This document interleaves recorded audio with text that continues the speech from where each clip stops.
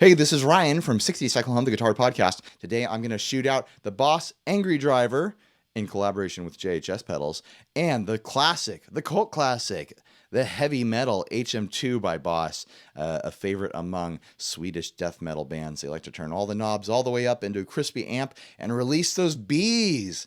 Just let it rip and get heavy and nasty and satanic, and everyone just has a great time. All right, so let's get into it. The reason I'm doing this is because I've been using the Angry Driver for a while as the high gain distortion on my board. I keep it in parallel, stacking the Blues Driver and Angry Charlie with the gain dimed on both of them, and I do interesting tone tweaks to combine them, and it just gives me this really heavy, harmonically rich distortion that I'm a big fan of. And I've just been thinking the whole time I'm using it, what does this remind me of? Why do I feel like I've heard this sound before? And then I remembered I own an HM2, and I think that is what it was sounding like. So here we go. Let's compare them. First, I'm going to show off kind of a neat feature of the HM2, though.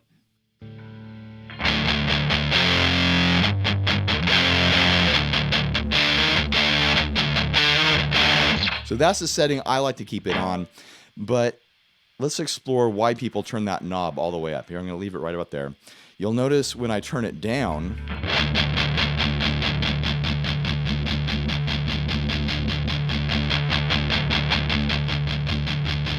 it actually bleeds off some of the mid frequencies and you get more of a mid scoop sound where it's just lows and highs and nothing in between. Now when you turn it up,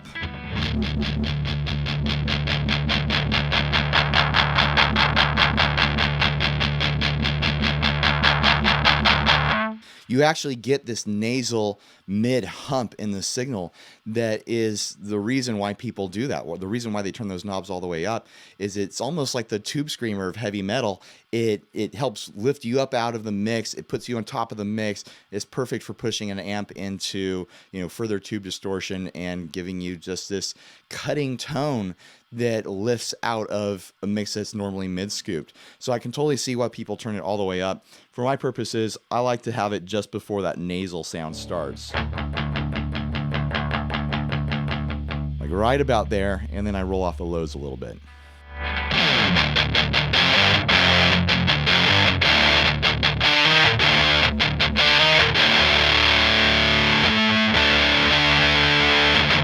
Now let's see how it compares to the Angry Driver.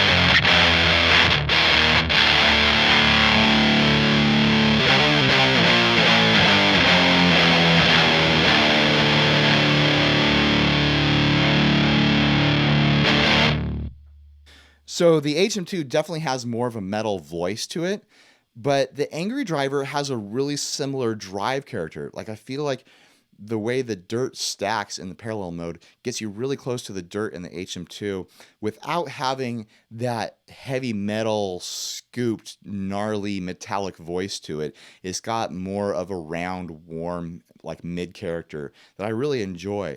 I can't use the HM2 for most of the stuff that I do, but I feel like the Angry Driver gives me that drive without pushing me all the way into metal territory. So let's do some more comparisons, maybe a little bit of lead work here.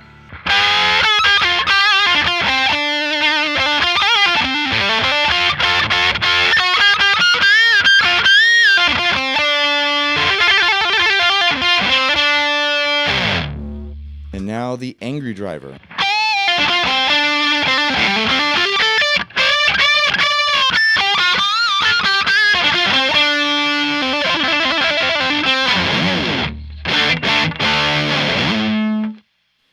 Definitely both have really a high gain sort of thing going on the way I have them dialed in. It's just a little slightly different vocal character to it. It's really interesting to me. I think the Angry Driver could be someone's metal pedal with these settings. It's a really great sounding pedal, and you can do some really interesting things with it. It's really versatile. It can be a blues driver or an Angry Charlie, or both at the same time. You can stack one or the other any direction that you want. Where the HM2 is a cult classic for a reason. It's more of a single purpose pedal. You're not going to get this and do, a bunch of bluesy light drive stuff with it. It's not going to give you a lot of variation, but it does what it does so well that everybody loves it. All right, let's have some fun playing out with some sort of noodly little jam that no one needs to hear. Thanks for watching. Like, subscribe, dislike, leave me rude comments. I can deal with it. My voice sounds funny because I have a little bit of a cold, so wish me well. Send me vitamins in the mail. Send me chicken soup, and I'll drink it. All right, later, guys.